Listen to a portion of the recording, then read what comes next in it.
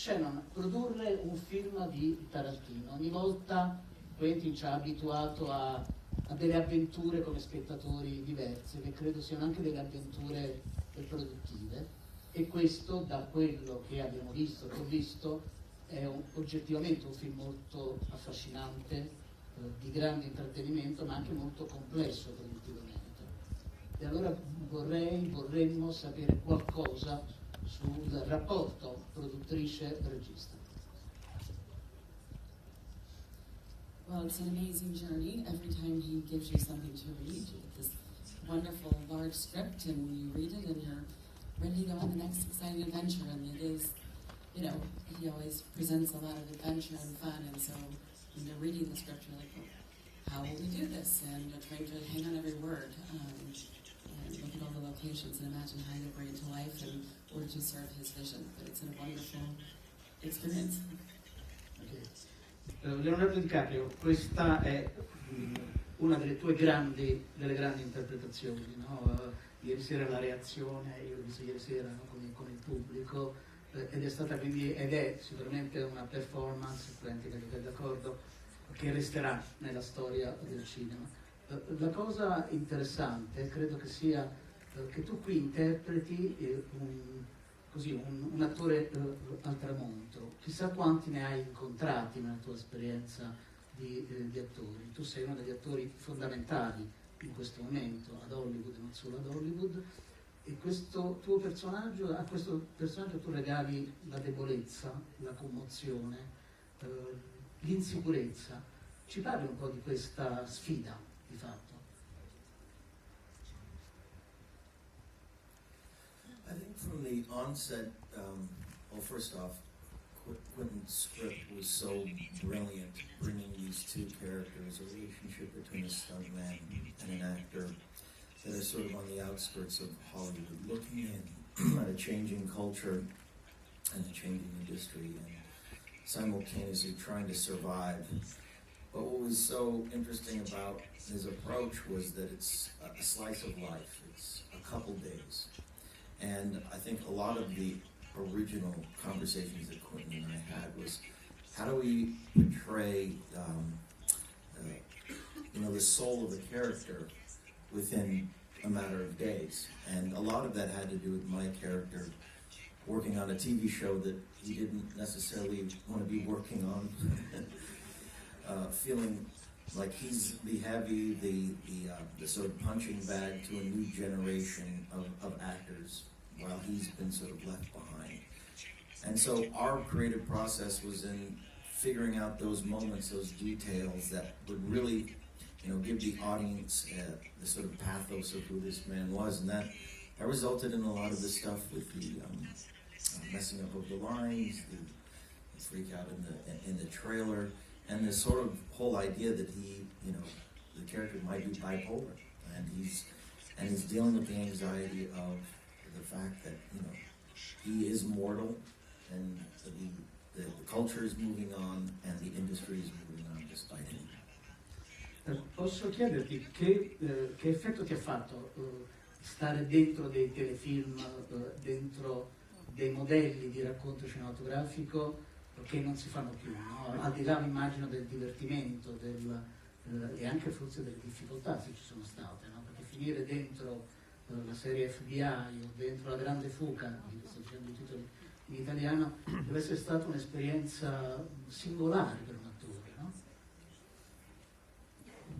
Well, I definitely had seen The Great Escape, but one of the privileges of being an actor is being exposed to not only time periods, but subject matters that aren't necessarily in your wheelhouse.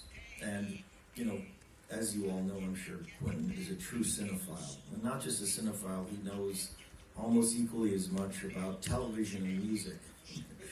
So I got to be exposed to an era of 1950s, cowboy television, sort of B and pulp cowboy movies, films that I never would have stopped to go see, but he has this incredible respect for those films, equally as much as all the masterworks that we all, respect. And honed in on a lot of different actors to be the influence for this character, from Eddie Burns to Ty Hardin, but there was one actor in particular named Ralph Meeker, and it was amazing to see his respect for an actor that I had never been exposed to, that most people historically might not remember, but going through their sort of filmography and their entire, their entire life's work, and looking at that with great respect and an investigation into how, somebody like that might be forgotten in time, and that was really I think the basis of creating Rick. That he may not get all the roles he wants, but he still made his cinematic and television contribution, which is something that he may not realize himself. Senti, ti posso chiedere a che punto pensi di essere della tua storia, della tua carriera, si dice, è sempre una parola molto impegnativa, diciamo della tua strada professionale?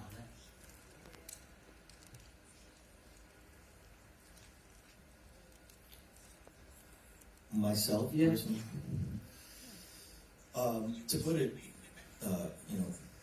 as bluntly as I can, I grew up very young watching films, and I never feel like I will be able to achieve what my heroes have achieved ever. So it's this constant race to try to better myself, to try to work on, better movies, better characters, do as much as I possibly can, because they have done so much, and I'll never feel equal, so that's how I feel.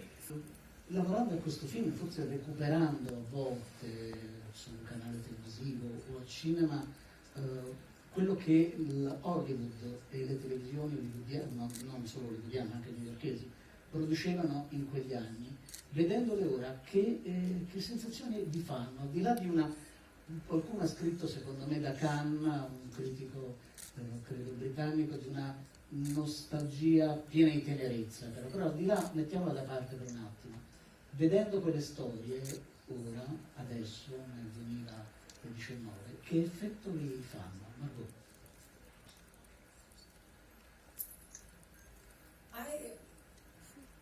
I think in some ways I'm very happy to be working in the era that I'm working in. I feel like so many roles these days, females, are so exciting, kind of groundbreaking. But it's not that didn't exist back then. I think it was, I maybe more shocking back then. But watching films from the 60s, 70s, 50s, there's so many films I absolutely love, and I know Hollywood's changed a lot, especially in the time period that this film takes place, the shift between 65 and 69 kind of, paved the way for the 70s and all the movies that came then.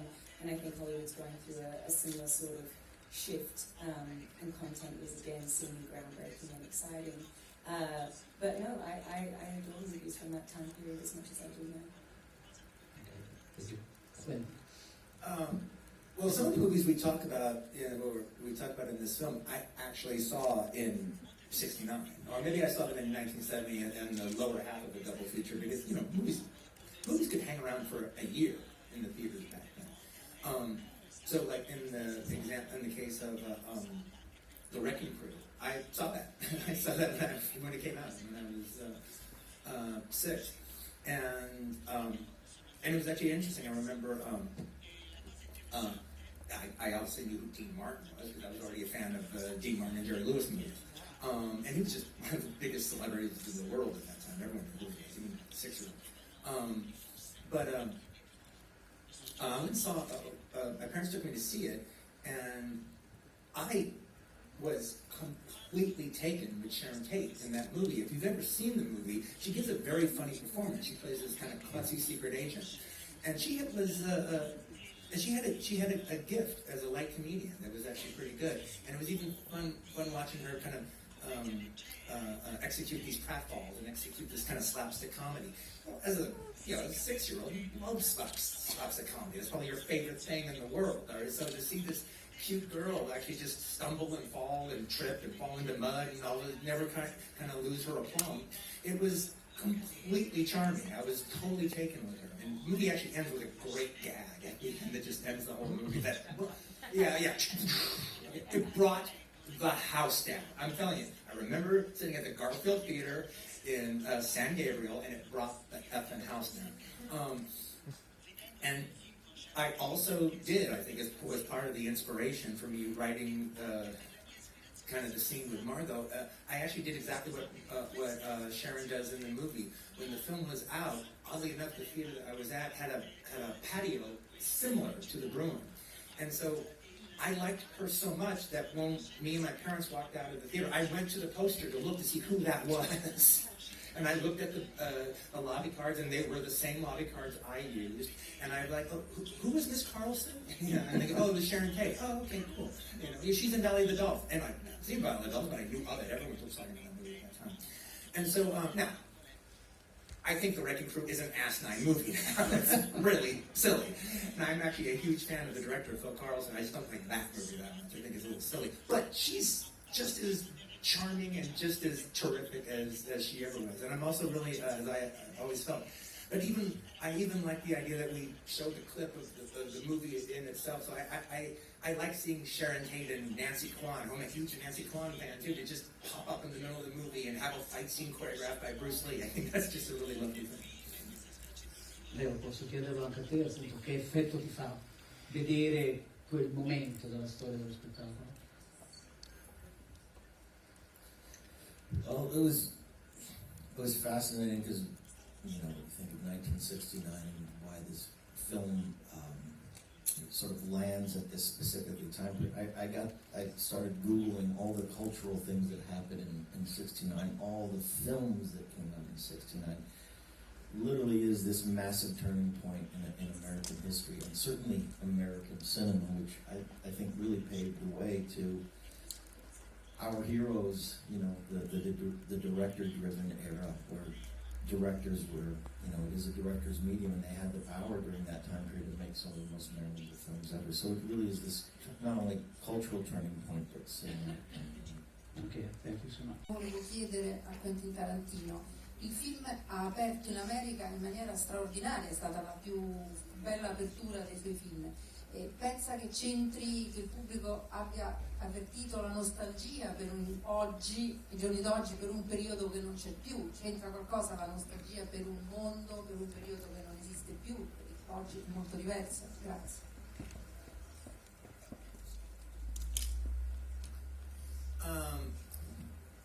Yeah, I think it's a combination of it's an interesting subject matter. It's different. There's no other movie coming out this year that kind of deals with anything like that, so it has the benefit of being unique.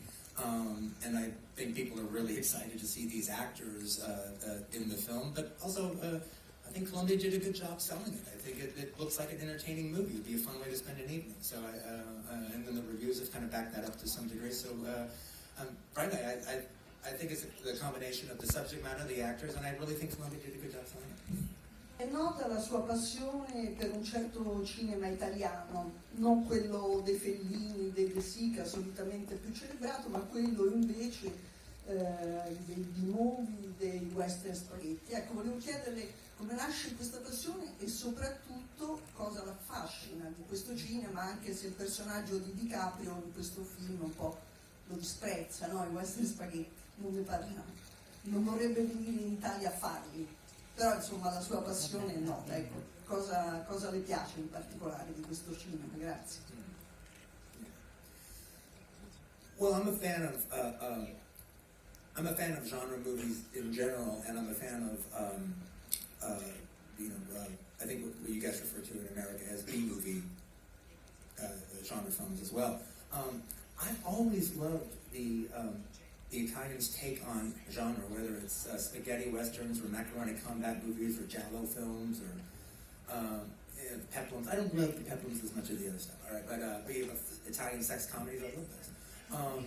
And one of the things about, particularly the spaghetti westerns, is, and I would say the giallos are the same thing, and the policiers are the same thing. They all started off, a lot of the policiers were based, the jumping off point for them was French Connection or Dirty Harry. The jumping off point for the spaghetti westerns were particularly a lot of the westerns of the 50s, but American westerns of the 50s. But then the thing is, the Italians reinvented them, and just the idea of taking old genres and reinventing them in a new way, for a new type of audience with a different emphasis, I just love. I just love it. If you can pull it off, I just think it's fantastic. It's a way to have new eyes into a genre, and also, particularly in the case of the spaghetti westerns, those directors, the Leone and Corbucci and Solima and Giuseppe Tessari and all those guys, almost all of them started off as movie critics and then worked their way into screenwriters and then worked their way into second unit. They were they were the guys you hired to deliver the action, and they were absolutely just as passionate and just as in love with cinema as the French New Wave, who started off as critics. And so their complete enthusiasm for the genre is just so just delicious. I don't know another way to say it. But also, the last thing, and to me it's the thing that makes them Italian, as opposed to just somebody else looking at it a different way. There's a commitment to opera in the way they present it. It's bigger, it's larger than life. And now when you're dealing with the scores of the day, well, that's really highlighted. But I love the operatic quality of it. I like the larger than life, the vague surrealism. When I first discovered, after seeing them the first book I ever read about spaghetti westerns was around late '79, and it was this book out of England, and it was called Spaghetti Westerns, the Opera of Violence. And I think I've been trying to do the opera of violence my entire career. Geno, volevo chiedere a Quentin Tarantino, il film ha aperto in America in maniera straordinaria, è stata la più bella apertura dei suoi film. E pensa che c'entri, che il pubblico abbia avvertito la nostalgia per oggi, i giorni d'oggi, per un periodo che non c'è più? C'entra qualcosa la nostalgia per un mondo, per un periodo che non esiste più? Oggi è molto diverso. Grazie.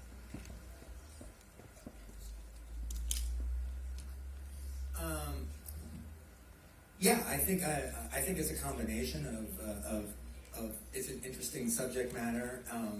It's different. There's no other movie coming out this year that kind of deals with anything like that, so it has the benefit of being unique. And I think people are really excited to see these actors in the film, but also I think Columbia did a good job selling it. I think it looks like an entertaining movie. It would be a fun way to spend an evening. So, and then the reviews have kind of backed that up to some degree. So, frankly, I think it's the combination of the subject matter, the actors, and I really think Columbia did a good job selling it. Beatrice, prego. Sì. Buongiorno, Tarantino, qua, davanti a lei. Qua. Proprio Oh, sorry, ok. Complimenti prima di tutto. È nota la sua passione per un certo cinema italiano, non quello dei Fellini, dei De Sica, solitamente più celebrato, ma quello invece di nuovi, dei western spaghetti. Ecco, volevo chiederle come nasce questa passione e soprattutto cosa l'affascina di questo cinema, anche se il personaggio di DiCaprio in questo film un po' lo disprezza, no? I western spaghetti, non ne parliamo. Non vorrebbe venire in Italia a farli, però insomma la sua passione è nota. Ecco, cosa le piace in particolare di questo cinema? Grazie. Well, I'm a fan of genre movies in general, and I'm a fan of I think what you guys refer to in America as B-movie genre films as well. I've always loved the Italians' take on genre, whether it's spaghetti westerns or macaroni combat movies or giallo films or peplums. I don't love the peplums as much as the other stuff, all right? But Italian sex comedies, I love those. And one of the things about, particularly the spaghetti westerns, is, and I would say the giallos are the same thing, and the policiers are the same thing. They all started off, a lot of the policiers were based, the jumping off point for them was French Connection or Dirty Harry. The jumping off point for the spaghetti westerns were particularly a lot of the westerns of the 50s, but American westerns of the 50s. But then the thing is, the Italians reinvented them, and just the idea of taking old genres and reinventing them in a new way, for a new type of audience with a different emphasis, I just love. I mean, I just love it. If you can pull it off, I just think it's fantastic. It's a way to have new eyes into a genre, and also, particularly in the case of the spaghetti westerns, those directors, the Leone and Corbucci and Solima and Giuseppe Tessari and all those guys, almost all of them started off as movie critics and then worked their way into screenwriters and then worked their way into second unit. They were like, they were the guys you hired to deliver the action. And they were absolutely just as passionate and just as in love with cinema as the French New Wave, who started off as critics. And so their complete enthusiasm for the genre is just so just delicious. I don't know another way to say it. But also, the last thing, and to me, it's the thing that makes them Italian, as opposed to just somebody else looking at it a different way. There's a commitment to opera in the way they present it. It's bigger, it's larger than life. And now when you're dealing with the scores of the day, well, that's really highlighted. But I love the operatic quality of it. I like the larger than life, the vague surrealism. When I first discovered, after seeing them the first book I ever read about spaghetti westerns was like around late '79, and it was this book out of England, and it was called Spaghetti Westerns, the Opera of Violence. And I think I've been trying to do the opera of violence my entire career. Dopo aver fatto finire un anno e mezzo prima la seconda guerra mondiale in Inglourious Basterds e aver fatto morire in questo film i veri cattivi, ha una terza di scrittura della storia in programma. Sono bellissime queste storie, peccato che è andata diversamente. Well, actually, I kind of feel that what you're referring to, I feel this is the third film. I feel Bastards was the first, and Django was the second, and this is the end of that trilogy. Una delle tante scene emozionanti del film è quando tu entri al cinema a vedere quel film che in Italia abbiamo tradotto in modo assurdo: missione compiuta, stop, bacioni, materno. Questa è la creatività del, non so come si possa tradurre, no? È un titolo assurdo. Hai ragione, perché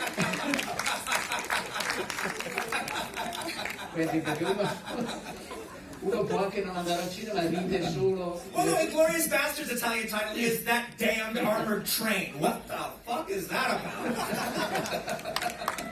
Allora, volevo dire, quella scena è una scena molto, molto tenera, molto anche un po' malinconica. Tu sei bravissima in quella scena, come nel resto del film, come tutti gli attori, veramente. Nel film, come sempre, di fronte a un cast importante, riesce, no, ad essere al timone di questa nave in modo sempre molto convincente. Ci racconti un po', ci porti sul set quando avete girato questa scena e le emozioni che hai provate al di là del personaggio.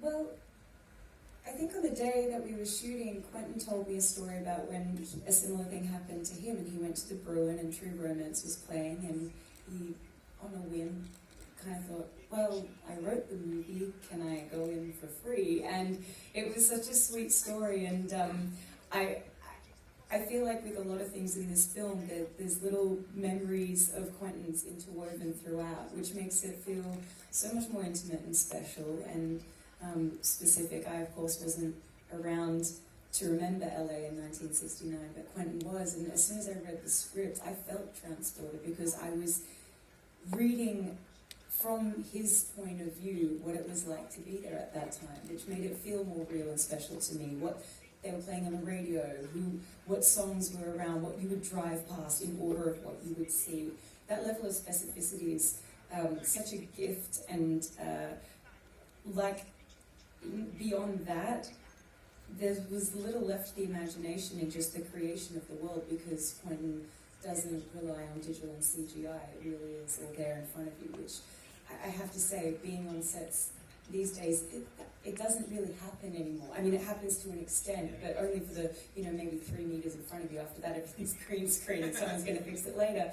But I can't tell you what a joy it was, not just to be in that scene in the movie theatre and actually be at the Bruin and know that Quentin had a similar experience there, but to be in Hollywood in 1969, because it felt like I was in Hollywood in 1969 throughout this entire shoot, was one of the greatest joys of my career. I don't know if I'll ever walk onto a set and have that sort of, feel like I'm transported like that ever again. Okay.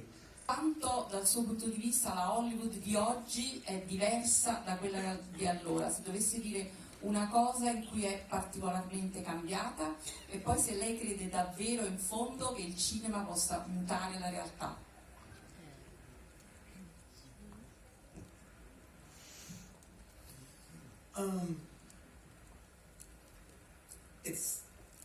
To me, cinema is so different from what it was in the 90s when I started.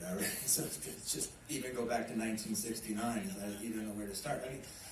Frankly, I will say one. There's so many things. Whenever I'm asked a question, so many things in my mind, I usually just grab the first thing that popped into my mind, and it's a little based on what Margot said. Is back in those, I guess you'd call those the old days, but even in the 90s. And even into the 2000s, people committed to building sets. It wasn't just going to be added later.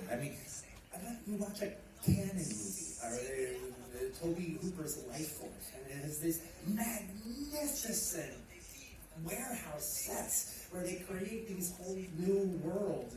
And I watched, I never seen it when it came out. I watched Rennie Harlan's Cutthroat Island, and it was a pretty good movie, but in today's world, it's a fantastic movie. They built this entire thing, and this entire village, and they did these incredible carriage action sequences that they just had to commit to doing. There was no CGI involved. It cost a fortune, and it's all on the screen.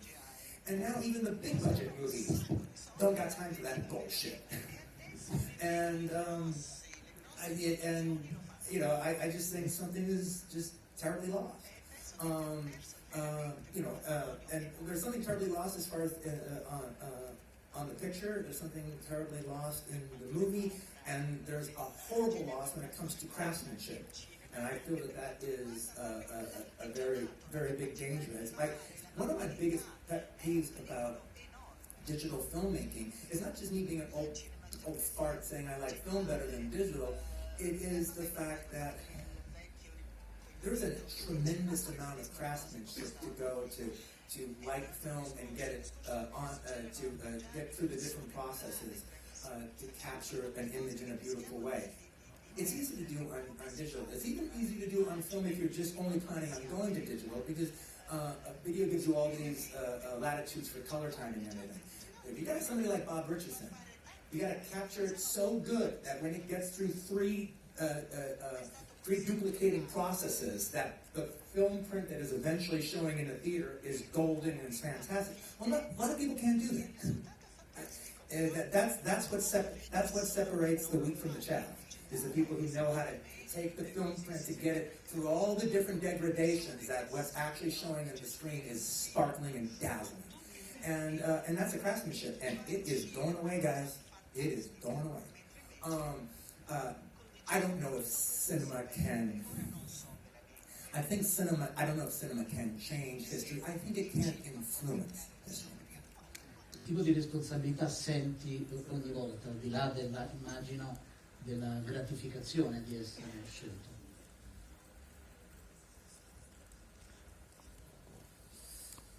Well, I think if I took even the term having responsibility would be too intimidating to even do my job.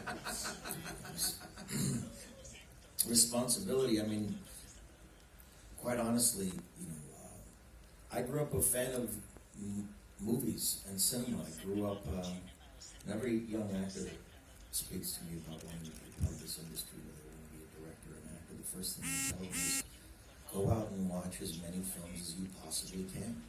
Find your heroes, find your influence, create your own identity through, we stand on the shoulders of giants, as they say. And harken back to that before, but there's, you go back to the 1920s and you look at these, speaking of sets and set pieces, I mean, it was literally the wild, wild west, and from the sheer mass of and congregation of people that are coming together to create something new visually, you have this whole wealth of history to look back on. And there's so many different genres and so many different ages in cinema history that have influenced me that I often don't question. My responsibility is more who do I want to work with that is going to push me further? Well, who's going to be able to put that screenplay that I read and that script? It is a director's medium, and we see a cinema through the director's eyes, and who's going to best be able to take your performance or that screenplay and give that audience that rare feeling of actually being connected with that celluloid that's up on the screen, and that's a rare gift. So it's always been director-driven. It's a director-driven medium for me, so that's what I think. Thank you. E grazie davvero a tutti voi per questo grande lavoro e ovviamente all the best. Thank you very much. This is one of the more soulful press conferences I've ever been to. È stata una buona estate. Grazie, grazie.